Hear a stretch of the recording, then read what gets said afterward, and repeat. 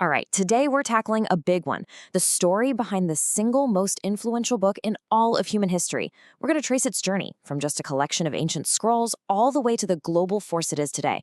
So yeah, let's just dive right in. And this is really the central question, isn't it? How on earth did this specific set of texts, written over thousands of years, end up shaping entire civilizations, our laws, our philosophy, and even the daily lives of billions of people? Well, the answer is way more complex and honestly more fascinating than you probably think. Okay, so first things first. The most important thing to get your head around is that the Bible isn't a single book written by a single person. Not even close. It's something much, much bigger. And the clue is right there in the name itself. The word Bible comes from the Greek ta biblia, which literally means the books, plural. The name itself is telling us we're dealing with a collection. It actually goes back to the Phoenician city of Byblos, which was a huge exporter of papyrus, the ancient world's version of paper. Think of it like a library, seriously. A library filled with all sorts of different things. You've got epic poetry, you've got historical stories, dense legal codes, and even these deep philosophical works. And all of it was written by dozens of different authors from different places across hundreds and hundreds of years. So if it's a library, where does it all begin? Well, we have to start at the foundation, the first and much older collection of texts that we know as the Hebrew Scriptures.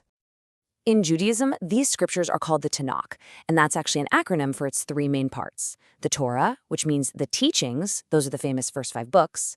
Then you have the Nevi'im, or the prophets, which tell the stories of people like Isaiah and Jeremiah. And finally, the Ketuvim, or the writings, which is where you find all the poetry and philosophy. This is the collection that Christianity would later take on and call the Old Testament.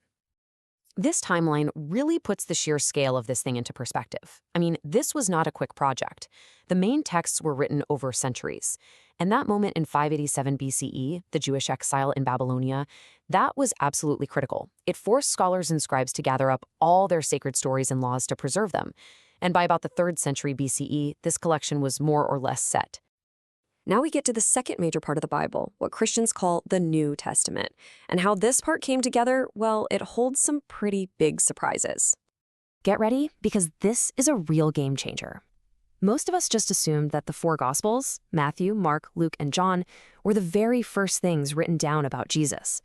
But the actual history and the texts themselves, they tell a very different story. Okay, this is so important to understand. The very first Christian documents that we have are not the life stories of Jesus.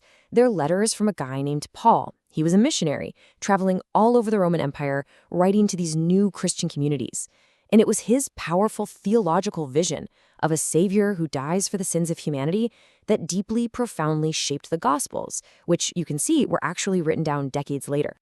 And that brings us to the Gospels themselves. So what are they? Well, scholars today don't see them as, eyewitness journalism. They see them as a very specific kind of literature. They're actually pretty similar to an ancient Mesopotamian genre called Naru literature. In those kinds of stories, a writer would use a famous historical person, like a king, as a character in a brand new story to teach some kind of moral or spiritual lesson. The goal was never historical fact, word for word. The goal was spiritual truth. For centuries, the stories in the Bible were pretty much accepted as totally unique and historically literal. But then, in the 1800s, a series of mind-blowing discoveries out in the deserts of the Middle East would change everything. You have to remember, these Western archaeologists and museums, they went out there on a mission. They wanted to find physical proof for the stories in the Bible. They were digging for evidence of Noah's flood, of the enslavement in Egypt. What they actually unearthed, though, was not at all what they were expecting. Here's a perfect example. They found these ancient clay tablets that told the Mesopotamian epic of Gilgamesh. And right there in the middle of it was a story about a great flood, a man chosen by the gods, a giant boat built to save family and animals. I mean, it's an almost identical story to Noah's Ark, but it was written centuries earlier. And it didn't stop there. They found more. The famous law code of Moses, supposedly given by God on Mount Sinai, was always thought to be the first of its kind. But then they dug up the Babylonian Code of Hammurabi. And guess what? It was written centuries earlier and had incredibly similar laws, right down to the famous an eye for an eye. And then came the big one, the story of Exodus. After decades and decades of digging in Egypt with experts who could now read the hieroglyphics fluently, how much physical evidence did they find for the enslavement of the entire Hebrew people and their dramatic escape? The answer from archaeology was zero. Nothing. Now, you can imagine, these discoveries were absolutely earth-shattering. But they didn't destroy the Bible. No, instead, they led to a completely new and, you could say, more mature understanding of what it is. This quote just perfectly captures that massive shift in thinking. For a lot of people, the Bible went from being seen as a literal history book or a science textbook that was dictated by God to being seen as a collection of texts written by inspired people who are wrestling with big questions and who are drawing from the culture and stories all around them.